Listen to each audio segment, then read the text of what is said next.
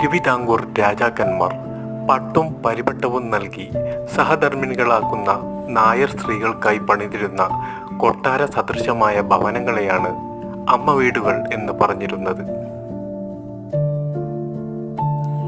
ഇതാണ് തഞ്ചാവൂർ അമ്മ വീട്. തിരുവനന്തപുരം ആറാട്ട് റോഡിലാണ് ഈ രാജമന്ദിരം. തിരുവിതാംകൂറിലെ സംഗീത ചക്രവർത്തിയായ സ്വാതി തിരുനാൾ രാമവർമ്മ താൻ പട്ടും പരിവട്ടവും നൽകി സഹധർമ്മിണിയാക്കിയ തഞ്ചാവൂർ സ്വദേശിനി സുന്ദരലക്ഷ്മിക്കായി പണിത മാളിക ഭവനമാണിത്.